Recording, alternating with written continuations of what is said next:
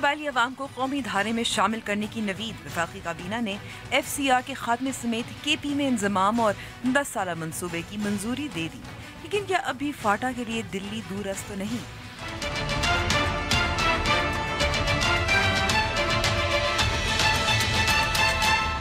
कराची में सुस्त रवि से जारी तरक्याती काम ट्रैफिक और कार पार्किंग के मसाइल को जन्म दे रही है। सिंध सरकार क्या इक़दाम कर रही है? और सऊदी बादशाह का शाही कारवां।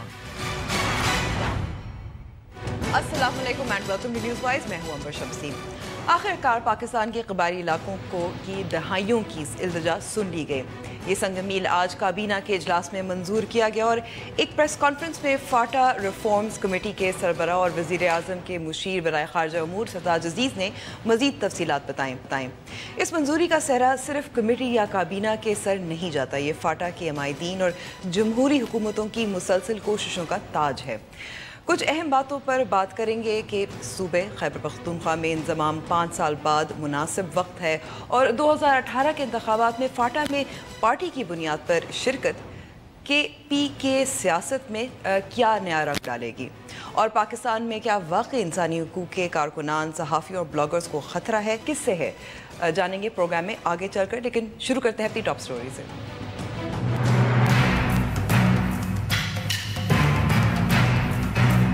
Approval in principle to the recommendation of the committee to mainstream FATA in 5 years.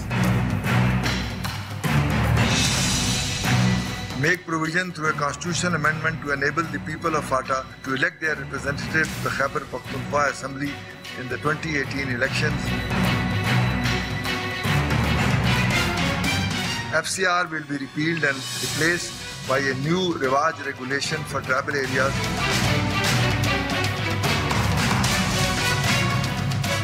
The target date for repatriation of all TDPs should be 30th April 2017 and most activities under the reconstruction phase should be completed before the end of 2018. फाटा का KP में इंजमाम और इस्लाहात पर अमल दरामद, इस पर बात करने के लिए हमारे साथ स्टूडियो में मौजूद हैं शाजी गुल आफरीदी साहब जो फाटा के MNA हैं। बहुत बहुत शुक्रिया हमें वक्त देने का और आने का। पहले तो मुबारकबाद। आप पूरा जो मीडिया है उसको भी मुबारक हो। हकीकत में इस काज में उनका पूरा हिस्सा रहा है। बिल्कुल। और अब इस पे जो कुछ नुकात है उस पे ज़ाहिर है कुछ बात करते हैं। पहले तो एक जो दिलचस्पी चीज़ मुझे बहुत लगी नज़र आई, इंजमाम तो ज़ाहिर है 5 साल बाद होगा KP में। नहीं, जल्दी होगा, जल्दी हो जाएगा। यस, मैं बताऊंगा कि कैसे क्यों जल्दी। चले आप बता दें पहले। मैं स्टार्ट यहाँ से करूँगा अंबर कि दुनिया में कोई मुल्क नहीं है जहाँ 2 कानून हो, माँ सिवाय पाकिस्तान का। मैं समझता हूँ कि आज पाकिस्तान की तकमील हुआ है। अच्छा। यस। और ये क्रेडिट मैं इसलिए नवाज शरीफ को जाता है कि उसके हुकूमत में हुआ है। बिल्कुल। उसके होते हुए ये हो गया। इसका जो फ़ायदा है सबसे पहले इस मुल्क को होगा, उसके बाद पाकिस्तानी अवाम को होगा, उसके बाद खैबर पख्तूनख्वा के अवाम को इसका फ़ायदा होगा।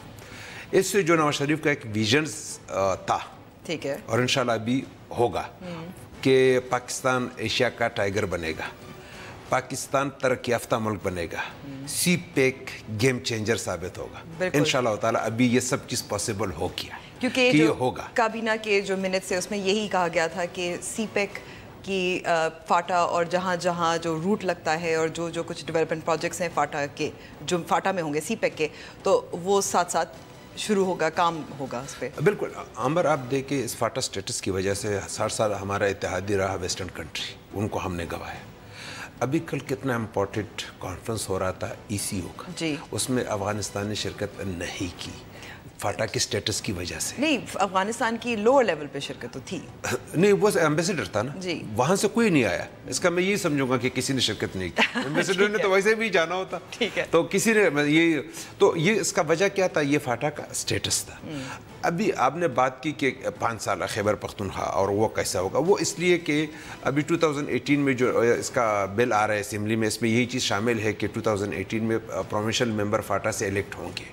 अगर वो मेंबर आ जाते हैं प्रोविंशियल असेंबली में तो वो असेंबली में बिल ले आएंगे कि इसको बजाय 5 साल वेट करना जल्दी करो। हाई कोर्ट सुप्रीम कोर्ट का एक्सटेंशन इस रिफॉर्म में शामिल है। हाई कोर्ट सुप्रीम कोर्ट का जब एक्सटेंशन होगा तो कोई भी बंदा जाकर वहां अपील कर सकता है कि हमें बजाय 5 साल वेट करने का हमें जल्दी शामिल करा ले, ताकि हम जल्दी सब कुछ कर ले। अच्छा, क्योंकि तमाम जो सियासी जमातें हैं केपी में वो तो जाहिर है चाहती हैं जम हो जाए। बिल्कुल नहीं, सब नहीं, 2 दफा केपी के असेंबली ने रेजोल्यूशन भी पास किया था, एक 2012 में और एक अभी 2-3 महीने पहले पीटीआई की हुकूमत ने पास किया कि इसको इसका इंतजाम कराया जाए। और क्यों चाहता था? इसलिए चाहता था कि अगर फाटा डेवलप नहीं होगा, केपीके में आप हालात भी बनाओगे तो वो तरक्की नहीं कर सकता है। अगर केपीके में अमन नहीं होगा तो पाकिस्तान में अमन नहीं आ सकता है। उन्होंने मुल्क के लिए क्या है, हमारे प्रोविंशियल असेंबली ने अगर बिल रेजोल्यूशन पास किया है, मैं समझता हूँ कि इस मुल्क की बेहतरी के लिए किया, और इस मुल्क के इससे जो है इस मुल्क की बेहतरी साबित होगा इसी से कि फाटा के कौमी दायरे में शामिल होना, मेन स्ट्रीम लाइन में आना। वो एक अलग बात है कि उनके साथ पिछले 68 सालों में जो ज्यादतियाँ हुआ है, जिसको मैं सिर्फ नवाज शरीफ का भी 2 दफा हुकूमत रहा है, इसको भी मैं इसका मुजरिम समझता हूं। और जितनी भी हुकूमतें इस पाकिस्तान में 1947 के बाद रही है, वो सब इसका मैं इसलिए कहता हूं कि मुजरिम है कबायली आवाम का। कबायली आवाम का मैं इसलिए उनको मुजरिम समझता हूं कि उसने वो हैसियत कबायलियों को नहीं दिया जो बाकी पाकिस्तानियों के लिए बात करता था या आवाज उठाता था या उनको उनके लिए आईन में ये नाराजगियां जाहिर है खत्म हो जाएंगी। लेकिन एक और जो दिलचस्प चीज पे मैं सवाल करना चाह रही थी वो ये थी कि अब इलेक्शंस होंगे 2018 में, पार्टी की बुनियाद पे होंगे, तो उसमें केपी की सियासत में भी एक नया रंग आएगा और शायद कुछ असेंबली में जो रुकनीत है या जो कहते हैं वो भी बदल सकती है।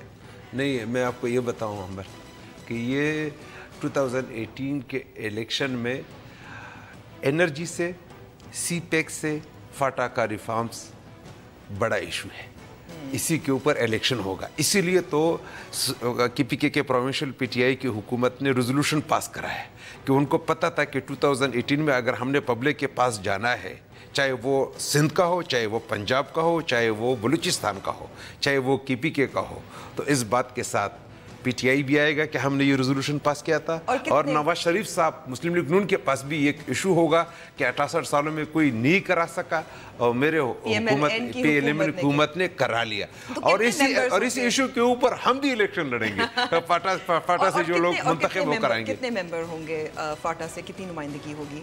अभी जो 1998 वाला मरदूमशुमारी उसके हिसाब से जर्नल जो मुझे पता है 35-36 बनता है। अगर ये 2017 वाला मरदूमशुमारी हो जाता है तो ये अबव 40 हो जाएगा, क्योंकि जिस वक्त ये मरदूमशुमारी हो रहा था उस वक्त तो फाटा के 60% एरिया में रोड ही नहीं था। और उस वक्त 1998 में तो लोग अपने फीमेल्स का नाम दर्ज नहीं करना चाहते थे, तो इस वजह से काफ़ी लोगों ने रजिस्ट्रेशन नहीं किया है। तो अभी जो होगा तो मैं समझता हूँ कि इंशाल्लाह 50 के आसपास सीटें होगा। 50 MPs। यस। और इस जो बात आपने की, बहुत इंपॉर्टेंट बात आपने की कि केपीके के सियासत के ऊपर इसका क्या असर होगा। बिल्कुल असर आ सकता है। और फाटा से जो लोग इलेक्ट होकर आएंगे वो सूबाई हुकूमत बनाने में एक अहम रोल प्ले करेगा। और इससे पहले एनपी का एक जलसे में ये असफंदियार साहब ने एक स्पीच में ऐलान भी किया था कि अगर मेरा हुकूमत बना और फाटा से प्रोविंशियल असेंबली के लिए बंदे इलेक्ट, प्रोविंशियल मेंबर इलेक्ट हुए तो मैं कैबिना में पूरा हिस्सा दूंगा फाटा की जो मेंबर्स होंगे उनको, चाहे 50% हो 40% हो, यहाँ तक उसने कहा। तो ये होता है एक मेन स्ट्रीम लाइन का। अभी हमारा पॉपुलेशन 18 to 20 मिलियन है, जीबी का टोटल आबादी 1.1 मिलियन समथिंग है। मगर जब वहाँ इलेक्शन हो रहा था, आपने देखा कि प्राइम मिनिस्टर आपने कहा कि मर्दमशुमारी तो नहीं हुई, लेकिन जो फाटा रिफॉर्म्स कमेटी का अंदाजा था तकरीबन 5 मिलियन कह रहे थे आबादी होगी। नहीं अभी वो नहीं, उसका मैं एक सिंपल एग्जांपल देता हूँ। नॉर्थ वजीरिस्तान का एक कॉन्स्टिट्यूंसी, एक नेशनल असेंबली का मेंबर वहाँ से मुंतखब होकर आता है। ज़रब आज़म में जब वहाँ लोग निकले, अबव 1 मिलियन लोग रजिस्टर्ड हुए, 2.5 से 3 लाख लोग अफगानिस्तान गए और 3 तहसीलें खाली नहीं हुआ। तो इसका मतलब ये कि एक कॉन्स्टिट्यूंसी में अबव 1.5 मिलियन पॉपुलेशन है, तो 12 कॉन्स्टिट्यूंसीज है। यस, तो उसमें तो 18 to 20 मिलियन आबादी बनता है उस हिसाब से। तो ये आबादी जो है अभी पता चलेगा कबायली अवाम का कि कितना तादाद में वो है, मगर टिक टाक होंगे और और NFCA वार्ड में जो 3% हमें दिया गया है, ये 2017 के मरदूमशुमारी में इंशाल्लाह वो हमारा हिस्सा 7 to 8% हो जाएगा। ठीक है। 30 अप्रैल तक IDPs की वापसी मुमकिन हो सकती है? पॉसिबल इसलिए है कि सिर्फ 3 अभी इलाके बाकी है। एक बाकी है औरंगज़ेब एजेंसी और एक बाकी है साउथ वजीरिस्तान, मसूद कौम वजीर 100% वापस हो गए। ठीक है। और एक बाकी है नॉर्थ वजीरिस्तान के 10 to 15% जो कि वो जहाँ बर्फ़ पड़ता है वो इलाके है, तो वहाँ मार्च तक वापसी नामुमकिन था। तो अभी मार्च में वो शुरू कर रहे हैं, बिल्कुल पॉसिबल है 30 अप्रैल तक सब लोगों को वापस होना, कोई मुश्किल नहीं है। आखिरी सवाल, कुर्रम एजेंसी में बहुत अरसे बाद यानी कि कबायली इलाकों में एक ड्रोन हमला मुबैना तौर पर मीडिया इत्तलात के मुताबिक पेश आया है और ये सदर ट्रंप की सदारत के पहला ड्रोन हमला होगा, तो क्या वजह है कि फिर से दोबारा से ये ड्रोन हमले शुरू हो जाएंगे ऑपरेशन ज़रब-ए-अज़ब के बाद? ज़रब-ए-अज़ब हुआ, इसी तरह साउथ वजीरिस्तान में ऑपरेशन सबसे पहले स्टार्ट हुआ, खैबर 1 खैबर 2 हुआ, वहाँ पर ये हमला नहीं हुआ। वहाँ क्यों नहीं हुआ? वहाँ इसलिए नहीं हुआ कि उस इलाकों को ऑपरेशन के ज़रिए साफ़ कराया गया था। ठीक है। कुर्रम एजेंसी में अगर हुआ तो उसका वजह यही हो सकता है कि वहाँ पर इस किस्म की इन्होंने ऑपरेशन नहीं किया होगा कि जो लोग एंटी अफ़गानिस्तान है या पाकिस्तान है या जो दहशतगर्द है, वो दहशतगर्द का कोई मज़हब और कोई दीन और कोई वो उसका कौम नहीं होता है। तो वो कोई वहाँ इस किस्म का रह गया होगा जो उसका इस किस्म का एक्टिविटीज़ होगा जो वो किसी के लिए परेशानी होगा। तो मैं समझता हूँ कि इस फाटा रिफॉर्म से यही कुछ होना है कि जिस तरह सेटल एरिया में अभी तक सिर्फ जितना पूरा 10 सालों में जब से ये ड्रोन हमले शुरू हुए थे, एक सेटल एरिया में KPK में हुआ था, हंगू में, जी बिल्कुल, माँ सिवाय एक का कोई हमला सेटल एरिया में नहीं हुआ है ड्रोन का। ये अगर मेन स्ट्रीम लाइन में आ गया फाटा, कौमी दायरे में शामिल हुआ, तो इसका मतलब ये आइंदा के लिए फाटा में ड्रोन हमला नहीं होगा। ठीक है, बहुत बहुत शुक्रिया वक्त देने का शाहजी गुलाम साहब। अब हम ब्रेक पे जा रहे हैं, ब्रेक के बाद हम जाएंगे कराची, जहां ट्रैफिक के बहुत मसाइल हैं और ट्रांसपोर्ट के भी, उस पर कुछ सवाल और जवाब और रिपोर्ट।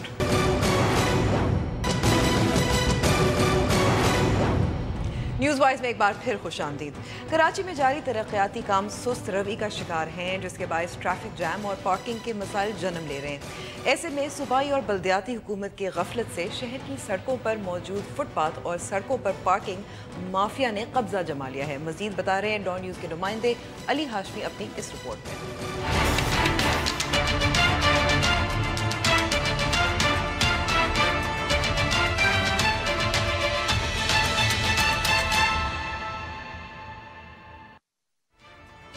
सोई हुई सिंध हुकूमत को अचानक होश आया और देखते ही देखते पूरे कराची को जगह जगह से खोद दिया गया। कराची शहर में इन मंसूबों की वजह से ट्रैफिक जैम ने यहाँ के शहरियों की जिंदगी दोभर कर दी। यार हॉस्पिटल से आ रहा हूँ, वाइफ बीमार है, लेके ये लो डॉक्यूमेंट्स दिखाओ। हॉस्पिटल से आ रहा हूँ अभी मैं, ये देखो।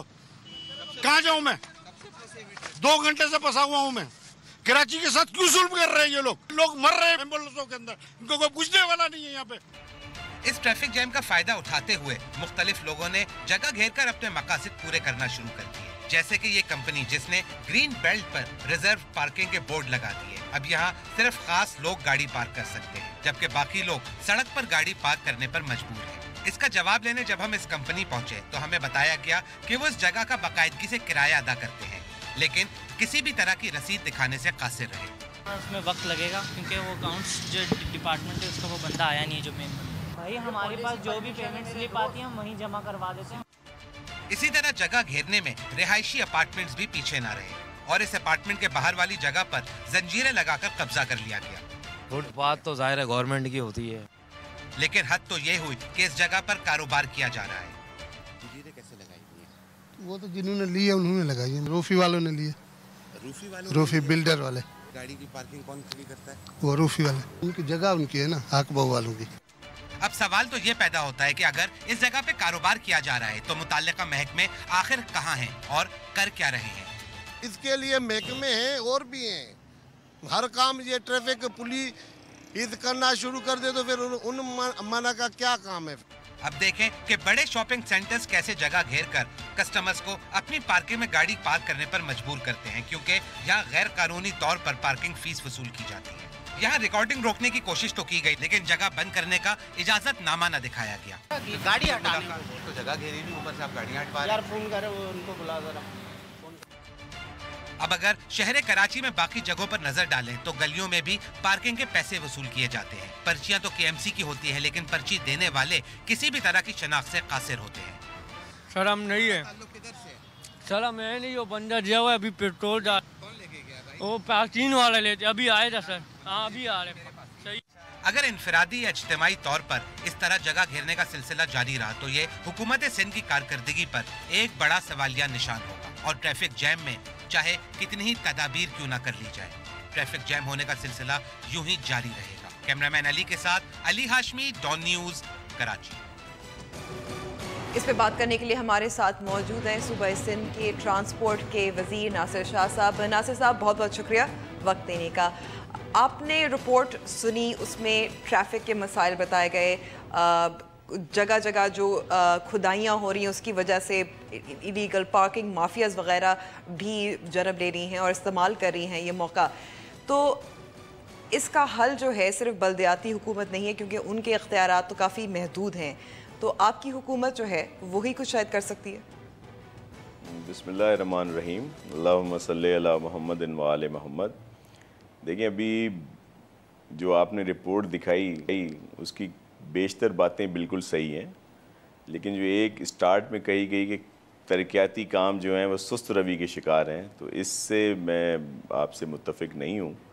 क्योंकि पहली दफ़ा ये हो रहा है कि कराची में जो काम है वो बहुत तेज़ रफ्तारी से हो रहा है। तरक्याती काम जो हैं 22 तो बड़े प्रोजेक्ट हैं और उसके साथ कुछ और जगहों पे भी काम हो रहा है, और पूरी कोशिश है कि जो टाइम फ्रेम है उससे पहले ये कंप्लीट हों। इसी वजह से चीफ मिनिस्टर साहब आए दिन वहाँ पे विज़िट भी करते हैं, दिन को भी, कई दफ़ा रात को भी, कि ये काम जो हैं टाइम पे पूरे हों। और ज़ाहिर है शहरियों को दुश्वारी का सामना है, उनके लिए हम उनसे माज़रत भी करते हैं आपके तवस्सुत से, लेकिन ये उनके भले के लिए ही है कि जब ये सारे। लेकिन नासिर साहब जी, जैसे हमने देखा कि लाहौर में जब मेट्रो वगैरह बन रही होती थी, ज़ाहिर है वहाँ भी खुदाई होती थी, मुश्किलात थी, लेकिन डाइवर्जन्स भी ऐसे बनाई गई थी कि कम से कम शहरियों को मुश्किलात का सामना करना पड़े। जी, जहाँ पे मेट्रो या दीगर हमारे प्रोजेक्ट चल रहे हैं वहाँ पे तो डाइवर्जन्स हमने काफ़ी अच्छे तरीके से दी हुई हैं। ये इन्हीं रोडों पे काम हो रहा है, यूनिवर्सिटी रोड है या दूसरे बड़े रोड हैं, अब वहाँ पे डाइवर्जन कोशिश की है कि वहीं से हम लोग कुछ ना कुछ रास्ता निकालें कि ट्रैफिक बिल्कुल बंद ना हो। तो जाहिर है कराची बड़ा शहर है, ट्रैफिक बहुत होता है, तो ब्लॉक तो होता है, लेकिन कोशिश होती है कि हम लोग उसको जारी रखें। और थोड़े अरसे की बात है, जब ये काम कंप्लीट हो जाएंगे तो यहाँ के शहरियों को ये दुश्वारी ख़त्म हो जाएगी। और देखें, जब काम नहीं होता तो कहा जाता है कि कोई काम नहीं करता, और जब काम कर रहे हैं तो कहा जाता है जी एकदम सारा कराची खोद दिया।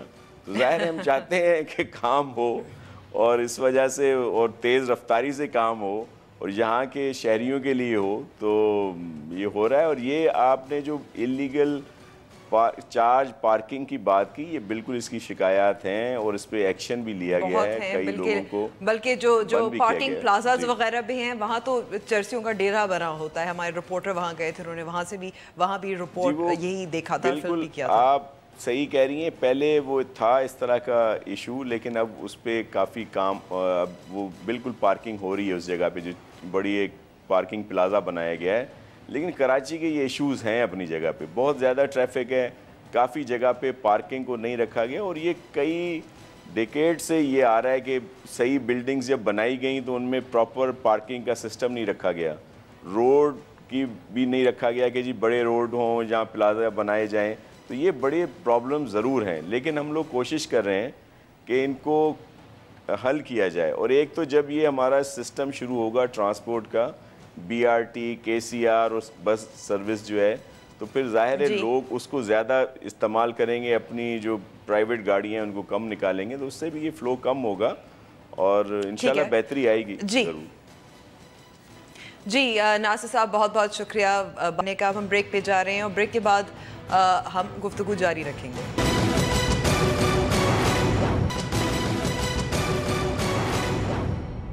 न्यूज़ वाइज में एक बार फिर खुश आमदीद। पाकिस्तानी मीडिया पर बढ़ते हुए नफरत अंगेज़ मवाद की तशहीर पर इंसानी हकूक़ की आलमी तंजीम एमनेस्टी इंटरनेशनल भी खामोश न रह सकी और पाकिस्तानी मीडिया रेगुलेटर्स पर तनकीद का निशाना बना दिया। इंसानी हकूक की आलमी तंजीम एमनेस्टी इंटरनेशनल ने सहाफ़ियों, ब्लॉगर, समाजी कारकुनों और इंसानी हकूक का दिफा करने वालों को धमकी देने और उनकी जानों को खतरे में डालने वालों के खिलाफ कोई कार्रवाई न करने पर हुकूमत पाकिस्तान को सख्त तनकीद का निशाना बनाया है। वफाकी वजीर दाखिला चौधरी निसार के नाम खुले खत में एमनेस्टी इंटरनेशनल ने हुकूमत से मुतालबा किया है कि वो हरासा किए जाने वाले सहाफ़ियों, ब्लॉगर, समाजी कारकुनों और इंसानी हकूक का दिफा करने वालों की जानों और हकूक का तहफ़्फ़ुज़ करने के लिए हंगामी तौर पर इक़दाम उठाए। जनूबी एशिया के लिए तंजीम के सीनियर मुशीर डेविड ग्रिफिथ्स के दस्तखत शुदा इस खत में एक निजी चैनल पर नशर होने वाले प्रोग्राम ऐसा नहीं चलेगा के मवाद को अफराद को रुस्वा करने की ताज़ा मिसाल करार दिया। ताहम पैमरा और अदालत उज़्मा ने इस प्रोग्राम के खिलाफ शिकायत का नोटिस लेते हुए पहले ही इस पर मुकम्मल पाबंदी आयद कर रखी है। निजी चैनल के प्रोग्राम में समाजी कारकुन जिब्रान नासिर, बीना सरवर और शीमा किरमानी, जबकि सहाफ़ियों नजम सेठी, हामिद मीर, तलत हुसैन, इम्तियाज़ आलम और शाहजेब खानजादा पर हमला किया गया। इंसानी हकूक़ की तंजीम की जानिब से पाकिस्तानी इंतजामिया पर जोर डालते हुए कहा गया है कि वो इंसानी हकूक़ का दिफा करने वालों के तहफ़्फ़ुज़ को यकीनी बनाने के लिए फौरी इक़दाम उठाए और दरपेश खतरात के बायस उन्हें सिक्योरिटी दी जाए। इस पर बात करने के लिए हमारे साथ मौजूद हैं कॉलम निगार, सहाफ़ी और एंकर वुसअतुल्लाह खान साहब। वुसअत साहब, बहुत बहुत शुक्रिया वक्त देने का। पहले तो ये एमनेस्टी इंटरनेशनल का ख़त वज़ीर दाखिला चौधरी निसार अली के नाम है, मगर चौधरी निसार अली तो बहुत बार कह चुके हैं कि वो मुकम्मल तहफ़्फ़ुज़ फ़राहम करेंगे ब्लॉगर्स को, ख़ास तौर पे जो हाल ही में वाक़यात हुए थे। तो चौधरी निसार के क्या कौल फ़ेल में कोई फ़र्क है कि अब ये ख़त की ज़रूरत महसूस हो गई?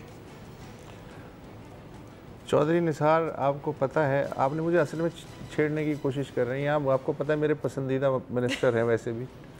अब देखें ना, अगर ये ब्लॉगर जिंदा वापस आ गए तो चौधरी निसार साहब का कंट्रीब्यूशन तो मानना पड़ेगा ना। और बिल्कुल चौधरी निसार को भेजा है, अच्छी बात है, ज़ाहिर है कि थ्रू प्रॉपर चैनल वजारत दाखिला को ही जाना चाहिए। लेकिन अहम बात यह है कि इंटरनेशनल ऑर्गेनाइजेशन एमनेस्टी जैसी, जिसकी रिपोर्ट अगर किसी और मुल्क के ख़िलाफ़ हो तो हम खैर मकदम करते हैं, लेकिन हमारे अपने मुल्क के ख़िलाफ़ हो तो हम कहते हैं ये बेबुनियाद है, लग़व है और ऐसा कुछ नहीं है। तो ये जो बेबुनियाद, और हालांकि एमनेस्टी इंटरनेशनल जो भारत के ज़ेर इंतज़ाम कश्मीर में तब तो बहुत खुश होते हैं, बहुत खुश रिपोर्टिंग करता रहता है, बहुत खुश होते हैं हम। लेकिन ये है कि जब हमारी तरफ आती हैं उसकी एमनेस्टी की तोपें तो हम कहते हैं ये लग़व है और यहूदी प्रोपेगेंडा वगैरह तक की भी बात हो जाती है।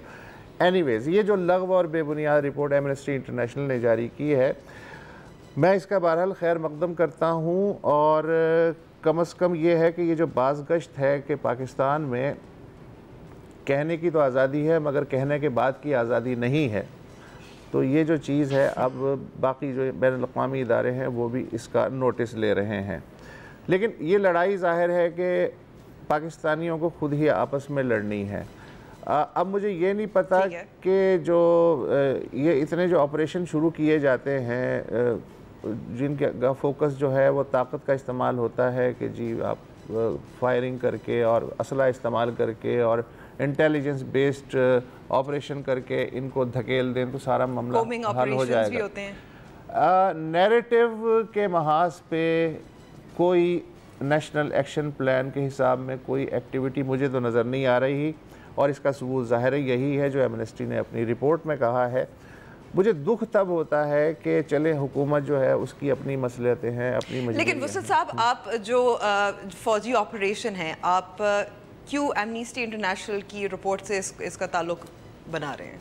देखें, मैं इसलिए ताल्लुक बना रहा हूँ कि एक तो होता है कि फ़िज़िकल कार्रवाई, आपने फ़िज़िकली टेररिस्ट को एलिमिनेट कर दिया, लेकिन सवाल ये है कि टेररिस्ट का दिल भी होता होगा, दिमाग भी होता होगा। चेयरमैन माओ ज़ेडुंग का ये कहना है कि तुम लोगों के दिमाग को मुसल्ला कर दो, बंदूक वो खुद उठा लेंगे। तो अब अगर ये तशरी ये है, तारीफ़ ये है टेररिस्ट की कि वो आदमी जो बंदूक उठा के मेरी कनपट्टी पे रख दे, तो उस लिहाज से तो ठीक है फ़ौज का ऑपरेशन, लेकिन वो आदमी जिसने बज़ाहिर मेरी कनपट्टी पे कोई बंदूक नहीं रखी हुई, मगर उसकी जो ज़बान है उससे जो गोलियां निकल रही हैं, उससे जो बारूद निकल रहा है, और उसके जो ख़यालात एक खुदकुश जैकेट की, एक फ़िक्री खुदकुश जैकेट की शक्ल में जो है वो उसने पहने हुए हैं, तो अगर वो नहीं दिखेंगे तो फिर जो फिज़िकल है वो तो बेचारा पैदल सिपाही है ना, वो तो पैरा ट्रूपर है, उसको तो जहन में बारूद आपने भर दिया, वो निकल लिया। लेकिन जो बारूद भरने वाले हैं मुझ जैसे लोग, बाकी लोग के जो बाज़ाहिर जो पुरअमन शहरी हैं, इंटेलेक्चुअल्स हैं, एंकर्स हैं, मगर वो जो कर रहे हैं वो किस तरह जो है गिरफ्त में आएंगे, उनके साथ क्या किया जाए, सवाल असल जो बड़ा है वो ये है। इसमें एक और बात है वसत साहब के जो सहाफ़ी ज़ाहिर है पाकिस्तान में उनके तहफ़्फ़ुज़ हमेशा एक सवालिया निशान रहता है, चाहे बॉम्ब ब्लास्ट हो, चाहे उनको गैर रियासती क़ुव्वतें हैं उनको हदफ बनाएं, निशाना बनाएं। इसके अलावा जो ह्यूमन राइट्स के जो कारकुनान हैं जो काम करते हैं, उसमें सबीन शामिल है, परवीन शामिल है, हामिद मीर पर भी अटैक हुआ, तो एक फ़िज़िकल वायलेंस भी होती है। लेकिन ये जो दूसरी तरफ इस किस्म का जो प्रोपेगेंडा हम चैनल्स पे देख रहे हैं, ये नई चीज़ है। अंबर, मैं वही तो कह रहा हूँ कि हमारी जो सारी तवज्जो है वो फ़िज़िकल एलिमिनेशन या फ़िज़िकल कंटेनमेंट की तरफ है, सारे जो वसाइल हैं उस तरफ झोंके जा रहे हैं, लेकिन दूसरी तरफ जिसके हाथ में माचिस है और जो तीली लगा रहा है उसकी तरफ तवज्जो नहीं जा रही। उसके हाथ में तो हमें सिर्फ माचिस नज़र आ रही है, राइफ़ल तो नज़र आ ही नहीं रही है। मुझे जो मैं बीच में बात कर रहा था कि मुझे जो हैरत है वो ये है कि जिस तरह इस्लामाबाद हाई कोर्ट का फ़ैसला है वो मैं पढ़ रहा था अभी जो दिया गया, उस फैसले में कई 2-3 चीज़ें थी जो मैं जानना चाहता था कि अगर तो ये मुख्तसर फ़ैसला है तब तो ठीक है कि मैं तफसीली फ़ैसले का इंतज़ार करूं, लेकिन अगर ये तफसीली राय थी अदालत की कि जनाब जो पाकिस्तान को तोड़ने की बातें टीवी चैनलों पे बैठ के करते हैं, पाकिस्तान के दुश्मन हैं जो नशे की हालत में टॉक शोज़ में आते हैं, तो मैं ये जानना चाह रहा था कि अदालत जो है वो किसी का नाम भी लिख देती कि जी फ़लाने शो में फ़लाने साहब ने ये हरकत की, तो उससे मुझ जैसे जो कम फहम और कम इल्म सहाफ़ी हैं उनका भला हो जाता कि यार ये अदालत बिल्कुल सही फ़ैसला है और ऐसा नहीं होना चाहिए।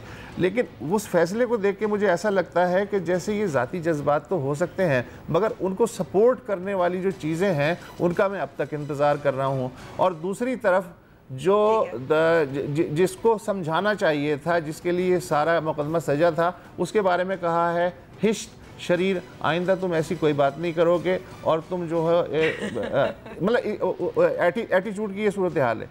तो अब मुझे नहीं लगता कि मैं इंसाफ लेने के लिए बतौर शहरी अब किस इदारे के पास जाऊं और कैसे अपना दुखड़ा रोऊं भी और साबित भी करूं कि ये हो क्या रहा है। क्योंकि वसत साहब ज़ाहिर पेमरा ने तो अपनी तरफ से कोशिश बहुत की, एक दफ़ा बैन किया, पाबंदी लगाई, फिर कोर्ट भी गए। कैमरा को अब मैं आपा कहता हूँ, आपा कहता हूँ इसलिए कि वो बनी समरी रहती हैं और चौधरी निसार साहब को क्या कहते हैं, कोई दाग धब्बा भी उन पे ना आए और माशरे में जो है उनको इज्जत की निगाह से भी देखा जाए। मसलन यही कि जी हम क्या करें, अदालत ने स्टे ऑर्डर दे दिया, अब मेरा ख्याल है कि उससे ऊपर भी बाला अदालत होगी। मसलन सुप्रीम कोर्ट जिस तरह टेकअप कर रही है इस पूरे इशू को, वो बिल्कुल एक डिफरेंट डायरेक्शन है और वो मैटर ऑफ फैक्ट किस्म की वहाँ बहस हो रही है। लेकिन जो नीचे जो कुछ हो रहा है उसका क्या किया जाए, इसलिए कि पानी जो है वो तो अदलिया में नीचे से ऊपर जाता है ना, तो उसका मेरी समझ में नहीं आ रहा कि क्या किया जाना चाहिए। और बाकी जो चैनल्स हैं, बाकी चैनलों को एक दूसरे के कपड़े उतारने से फुर्सत मिले तो वो इस तरफ गौर करें ना कि ये हो क्या रहा है। नैरेटिव की लड़ाई अल्टीमेटली जो है वो चैनल्स को ही लड़नी पड़ेगी, लेकिन चैनल जो हैं वो जिसे कहते हैं ना कि झूठा झूठ बोले और सच्चे की रूह फना हो जाए, तो वो वाला मामला जो है वो चैनल्स में भी मुझे देखने को मिलता है कि इवन जो नॉर्मल किस्म का क्रिटिसिज्म है ना एक सर्टेन क्वार्टर्स के खिलाफ, नहीं इसकी ज़रूरत नहीं, इसके लिए वो स्पेस लेते चले जा रहे हैं। तो रेड लाइन यानी कि आपकी नज़र में यही तनकीद है जिसकी आप बात कर रहे थे, ख़ास इंस्टीट्यूशंस, इदारे हैं। आप मुझसे अगर खुल के कहलवाना चाहती हैं तो मैं खुल के भी बात कर सकता हूँ, अभी आप पे डिपेंड करता है। तो आप खुल के बात करने वसूल साहब। नहीं, मैं खुल के ये जो है वो बात करना चाहूँगा कि अभी तक इस बात में मैं चूँकि दूध का जलावा हूँ ना, पिछले 40 साल से सोवियत यूनियन में जब अफ़गानिस्तान है तब से लेके आज तक मैं दूध का जलावा हूँ। मुझे वादे ख्वाब उनकी आदत पड़ चुकी है, ताबीर के लिए मुझे आज तक इंतज़ार करना पड़ रहा है। तो अब तक मुझे यकीन नहीं आ रहा, हालांकि रियासत बहुत कस्में खा रही है, रियासत के इदारे भी कस्में खा रही हैं कि नहीं, अब तब्दीली क़ल्ब हो चुकी है और अब किसी अच्छे बुरे में तमीज़ नहीं की जाएगी। ना सिर्फ उनको फ़िज़िकली जो है पकड़ा जाएगा, बल्कि उनके जो फ़िक्री सौते हैं उन पे भी हाथ डाला जाएगा। मुझे फ़िक्री सौतों के मामले में ऐसा कुछ नज़र नहीं आ रहा, और जब तक दरिया के सरचश्मा जो है उस पर डैम नहीं बनेगा, दरिया का पानी जो है आप उसे रोक रोक के बाल्टियों से आप फेंकते रहें मैदान में, कुछ नहीं होने का है। ठीक है। वसूल साहब, आपने कहा कि पेमरा को आप आपा कहते हैं, लेकिन मैंने सवाल किया था, फिर से करूंगी, चौधरी निसार साहब को आप क्या कहते हैं? चौधरी निसार साहब जो हैं वो बहुत वर्कहॉलिक आदमी हैं, और जब भी कोई बम धमाका होता है या सुइसाइड अटैक होता है तो बजाय इसके कि वो कोई बयान जारी करने में अपना वक्त ज़ाया करें या कौम को इत्मीनान में लेने में, इसलिए कि बाकी लोग इत्मीनान में ले रहे होते हैं, वो फ़ौरन जो है अपने कमरे में बंद होकर संजीदगी से गौर करना शुरू कर देते हैं कि नेशनल एक्शन प्लान में ऐसी क्या खामी थी जिसकी वजह से ये हो गया, लिहाजा अब जो खामी मैं दूर कर रहा हूँ तो उसकी वजह से ये रिपीट नहीं होगा, कोई नई चीज़ होगी। तो वो थिंकर हैं बेसिकली। ठीक है, वो थिंकर है। वसूल साहब, आखिर में आपने कहा कि आप ख्वाब देखते रहते हैं, लेकिन जो असल में नाइटमेयर का अंबर कोई तर्जुमा उस तरह से है नहीं है उर्दू में, तो असल में मैं नाइटमेयर की बात कर रहा हूँ। आप नाइटमेयर देखते हैं, लेकिन आपको लगता है कि ज़ाहिर है हमारे इतने पावर सेंटर्स होते हैं हमारे मुल्क में, ये जो इंसानी हुकूक के जो कारकुनान हैं, डिफेंडर्स हैं, सहाफ़ी हैं, ब्लॉगर्स हैं, इनके ख़िलाफ़ इतना थोड़ा बहुत शोर तो मचा है, बात तो हुई है, तो इनके ख़िलाफ़ जो ये जंग चल रही है, मीडिया पे भी चल रही है, ये रुक पाएगी? देखिए, ये जंग नहीं है, ये जंग तो ये होती है कि दो फरीक़ों आमने सामने, और दो जो है 8 मुक्के मार दे और दूसरा कमज़ोर है तो 2 मुक्के मार देगा। ये जंग नहीं है। हो ये रहा है कि ये जो ब्लॉगर्स हैं इनके मुंह पे टेप लगा दी गई, इनके हाथ रस्सियों से बांध दिए गए, इनकी आँखों पे पट्टी बांध दी गई और बाकियों को इन पे छोड़ दिया गया, और वो अपनी डिफेंस में आवाज़ तक नहीं जो है बुलंद कर पाए, इसलिए कि वो थे ही नहीं। और जब वो वापस आ गए तो जिन लोगों ने बुलंद बांग दावे किए थे कि वो तो इंडिया चले गए, और वो वहाँ से बैठ के देखिए, ये मैं आपको एड्रेस बता रहा हूँ, IP एड्रेस वगैरह। अब कोई उनसे पूछे कि भैया अगर वो इंडिया से वापस आ गए थे तो फिर वो आज़ाद कैसे हैं? वो तो फिर किसी एजेंसी की तहवील में होनी चाहिए, उनकी तो डीब्रीफिंग हो जानी चाहिए, कुछ ना कुछ होना चाहिए। तो असल मसला ये है कि शर्म और बेगैरती की जो सूरत हाल है वो प्रोफेशनलिज्म पे गालिब आती जा रही है। ठीक है, बहुत बहुत शुक्रिया वसत साहब, हमें वक्त है, अब हम ब्रेक पे जा रहे हैं और ब्रेक के बाद आपको दिखाएंगे कि सऊदी रॉयल्टी जो है वो किस तरह से सफ़र करती है।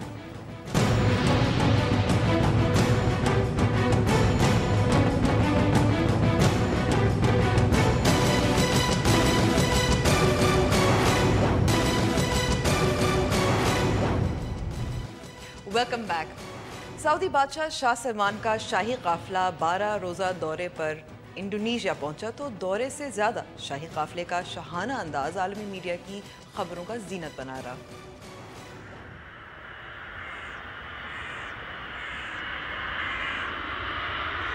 शाहों का अंदाज भी शाहाना। सऊदी अरब के बादशाह 47 साल बाद इंडोनेशिया का दौरा कर रहे हैं, लेकिन इस दौरे की चर्चा की वजह शाह सलमान के साथ लाया गया सामान है। शाह सलमान इंडोनेशिया के दारुल हुकूमत जकार्ता लगभग 500 टन सामान के हमरा पहुंचे। सामान में 2 S600 मर्सिडीज बेंज गाड़ियां और 2 बिजली से चलने वाली लिफ्ट भी शामिल हैं। यही नहीं, इस दौरे में उनके हमरा 1500 अफराद शरीक हैं, जिनमें 800 मंदूबीन, 10 वुज़रा और 25 शहजादे शामिल हैं। इनके सामान और वक्त में शामिल अफराद को जकार्ता लाने के लिए 27 तैयारे इस्तेमाल हुए। लेकिन ये पहली मर्तबा नहीं कि शाह सलमान का शाहाना सफर खबरों की जीनत बना। 2015 में फ्रांस के दौरे के दौरान साहिल को बंद करने और समंदर के किनारे पर शाह सलमान के लिए मखसूस लिफ्ट लगाने पर सयाहों ने एहतजाज किया था। शाह सलमान चंद रोज जकार्ता में गुजारने के बाद कुदरती हुस्न से लुत्फ अंदोज होने के लिए जजीरा बाली का रुख करेंगे। शायद हमारे हुक्मरान भी इन्हीं शाहों से मुतासिर हैं, तभी तो हेलीकॉप्टर से उतरने पर उन्हें कालीन चाहिए या सफर करने के लिए बड़े बड़े प्रोटोकॉल के कारवां।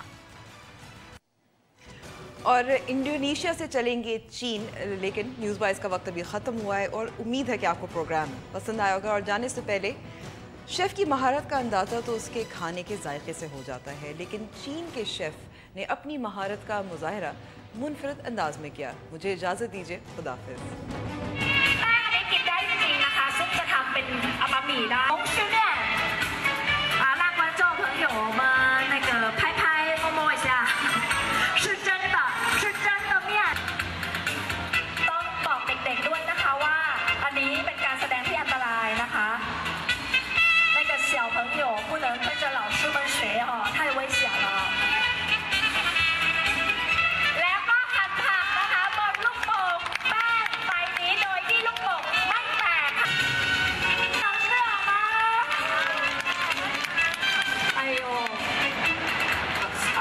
生鸡蛋